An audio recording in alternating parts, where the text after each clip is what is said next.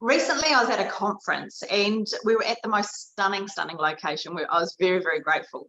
Now, one of the things that happened just prior was I started engaging and chatting to the CEO, and he was saying how amazing the location was and how special it was to him because it took him back to family memories.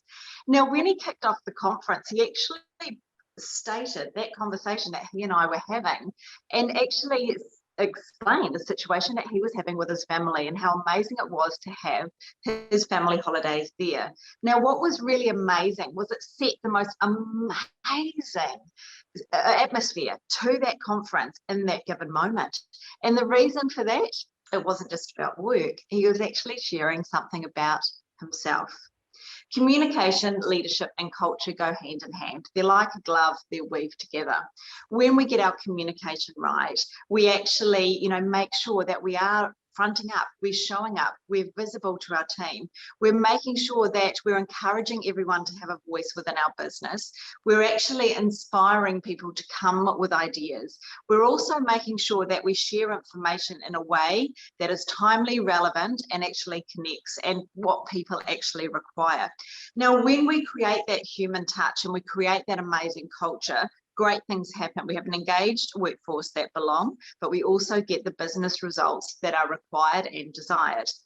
Welcome to our 4-part series, which is all around building great communication into your culture. In this particular series, Sarah and I are going to share with you practical hacks you can implement immediately to transform your communication. Because remember, often people leave an organisation because of communication. So I'm going to hand over to Sarah to take us through the first practical hack, and then I'm going to be back shortly. So when we engage people to work with us in the workplace, we give this thing called an agreement. Some people call it a contract, but it's an agreement. And it's built on the foundation of trust and confidence. And so when we think about what communication looks like in our workplace, we need to make sure that that trust and confidence that we sign people up to goes both ways. So we're actually making sure that as a leadership team, we're encouraging everybody to speak up and also to speak sideways. And businesses that do this really well recognize that the work required around communication isn't just for HR or a leadership team, it actually involves everybody in their conversation. So they're working to make sure that it's a lateral process, that feedback's coming bottom up as well, because that's just as important as anything that's coming top down through your business. They make sure that that communication channel really is taking all of those diverse perspectives into and opinions into consideration when you're looking at what communication looks like.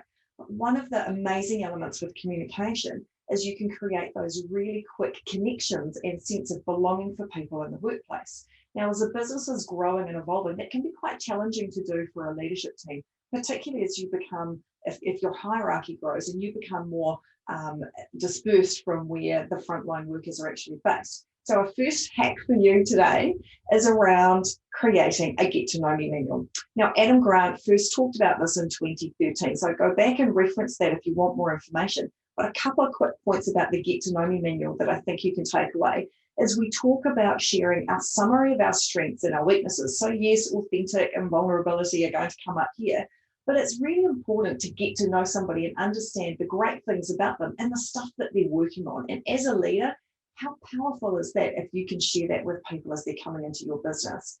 We can also talk about, as leaders, is what our personal mission and vision looks like. What an amazing insight to share with someone as they're connecting with your business or even your existing team to actually strengthen those relationships. And the other thing I really like about these manuals, and again, go and read and get some more information, but it's actually about how to give that person feedback, because we're all different and we all like to receive feedback in a different way.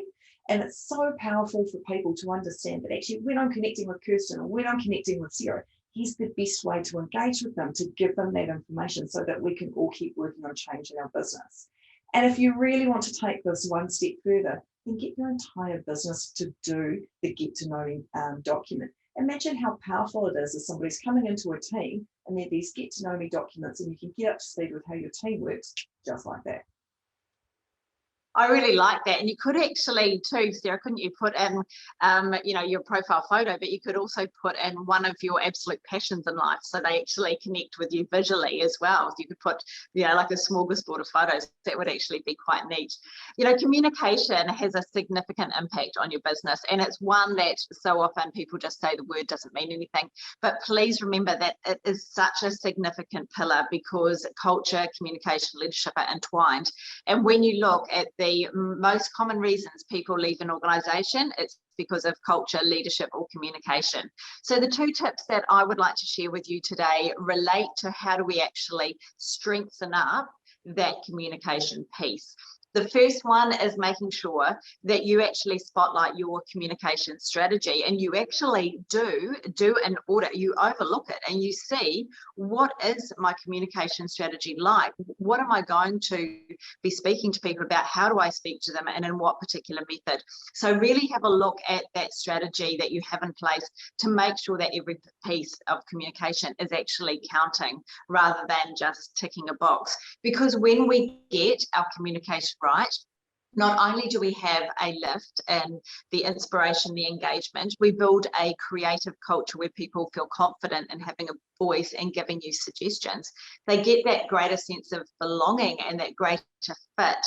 So automatically everybody is actually working together for that greater good.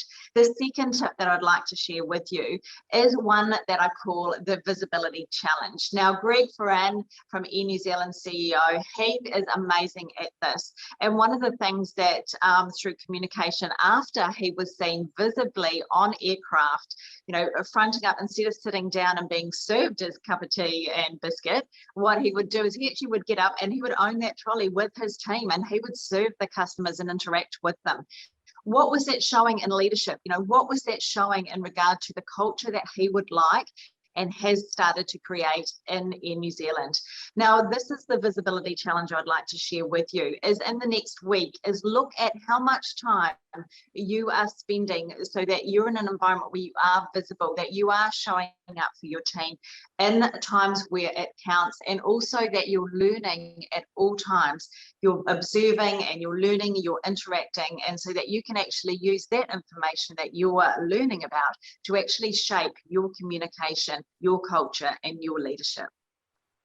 So what was with that buzzword, communication? Well, everything really, as Kirsten said, leadership, communication, and culture are like a glove. You can't separate them out. They go hand in hand. And so we need to just remember that our communication is a central pillar to actually how those really high trust cultures are evolving. So please take those hacks that we've shared with you today and spotlight where your communication's at, looking at those get to know me manuals, and actually just how visible you are in your business. And we're really looking forward to catching up with you next week when we look at communication throughout your employee life cycle.